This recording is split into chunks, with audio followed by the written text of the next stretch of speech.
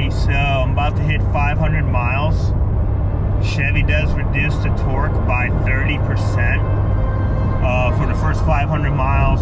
They don't want you to over torque the gears and stuff. So right at 500, that tack's gonna go to 6,200. We're gonna have full torque, and it's still in the braking period. You still have to brake it in within the first 1,500 miles, but we'll have full torque. Right now, torque is reduced by 30%. They don't want idiots to, you know, overpower their cars and stuff. So, oh, there's the 500. So that's about to change soon.